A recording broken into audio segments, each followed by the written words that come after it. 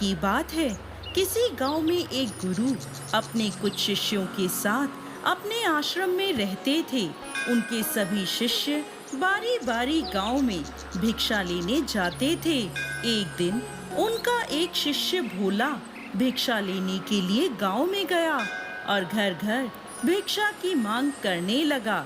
गांव में उसने भिक्षा के लिए एक दरवाजा खटखटाया तो अंदर से बड़ी बड़ी दाढ़ी वाला एक तांत्रिक बाहर आया और बोला, ये कौन है जो मेरे दरवाजे पर किसी और का गुणगान कर रहा है। तब भोला बोला, मेरे गुरुजी महाराज सर्व सामर्थ्य हैं। तांत्रिक ने ये सुना तो क्रोध में आकर बोला, इतना दुस्साहस, मेरे दरवाजे पर आकर किसी और का गुणगान करता है।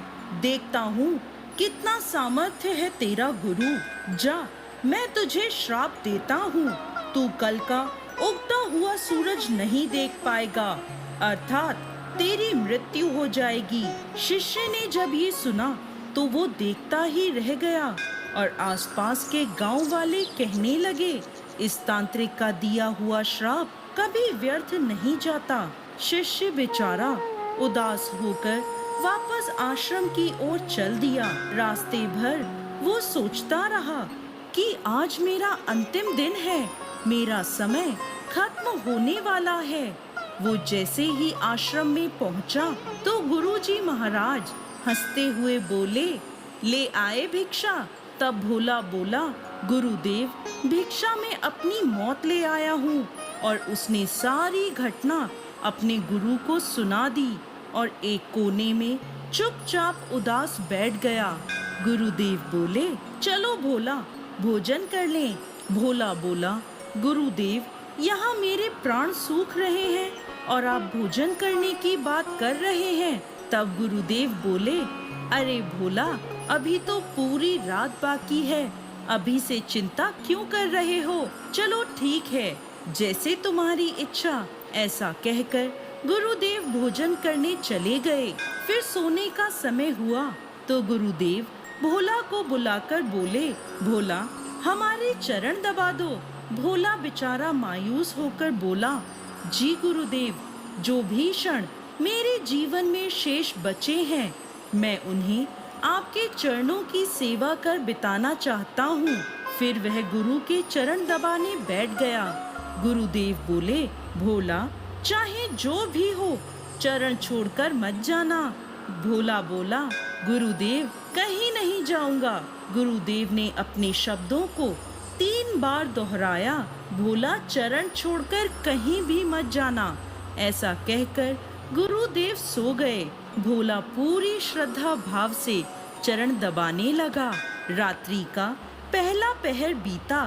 तांत्रिक ने अपना श्राप पूरा करने के लिए एक देवी को हाथ में सोने चांदी हीरे मोती से भरा एक पात्र लेकर भेजा। दरवाजे पर देवी प्रकट हुई और कहने लगी, इधर आओ, ये सोने चांदी हीरे मोती से भरा पात्र ले लो। भोला बोला, मुझे लेने में कोई परेशानी नहीं है, लेकिन क्षमा करें, मैं वहाँ आकर नहीं ले सकता। अगर आपको देना है तो यहाँ आकर दे दीजिए। यह सुन वो देवी कहने लगी, नहीं नहीं, तुम्हें ये पात्र यहाँ आकर लेना होगा। देखो कितना सोना चांदी है। भोला बोला, नहीं, अगर देना है तो यहाँ आ जाइए। तांत्रिक का पहला पासा असफल रहा।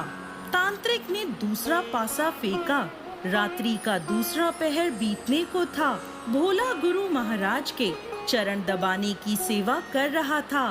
तांत्रिक ने इस बार भोला की माँ का रूप बनाकर भेजा। दरवाजे पर आवाज आई, बेटा, तुम कैसे हो। भोला ने अपनी माँ को देखा तो सोचने लगा, अच्छा हुआ माँ के दर्शन हो गए। मरने से पहले माँ से भी मिल लेता हूँ।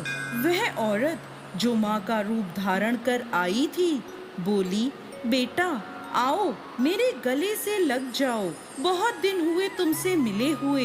भोला बोला, क्षमा करना माँ, लेकिन मैं वहाँ नहीं आ सकता, क्योंकि अभी गुरु के चरणों की सेवा कर रहा हूँ, मुझे भी आपके गले लगना है, इसलिए आप यहीं आ जाइए। फिर वह औरत वहाँ से चली गई। इसी प्रकार रात्रि का तीसरा पहर बीतने को था और इस बार तांत्रिक ने यमदूत रूप वाला राक्षस भेजा। राक्षस द्वार पर आकर भोला से बोला, चल तुझे लेने आया हूँ, तेरी मृत्यु आई है। भोला चिल्लाते हुए बोला, काल हो या महाकाल, मैं नहीं आने वाला। अगर मेरी मृत्यु आई है तो यहीं आकर मुझे ले जाओ, लेकिन मैं गुरु के चरण नहीं छोड़ूंगा। बस फिर क्या था, वो राक्षस भी वहां से चला गया। सुबह हुई, सूर्य उदय हुआ। गुरुदेव महाराज नींद से उठे और बोले, सुबह हो गई। भोला बोला, गुरुदेव सुबह तो हो गई। गुरुदेव ने कहा, अरे तुम्हारी तो मृत्यु होने वाली थी, तुमने ही तो कहा था तांत्रिक का श्राप कभी व्यर्थ नहीं जाता, लेकिन तुम तो जीवित हो। भोला सोचते हुए बोला, जी गुरुदेव, लग तो यही रहा है कि मैं जीवित हूँ। फिर उसे सारी रात्रि वाली घटना समझ में आ गई कि गुरुदेव ने क्यों कहा था कि जो भी हो चरण छोड़कर मत जाना। फिर भोला गुरुदेव के चरण पकड़कर रोने लगा और कहने लगा, जिसके सर पर गुरु का हाथ हो उसका काल भी कुछ नहीं कर सकता। गुरु की आज्ञा पर जो शिष्य चलता है उसे तो स्वयं मौत भी आने से एक बार नहीं अनेक बार सोचती है। जय गुरुदेव।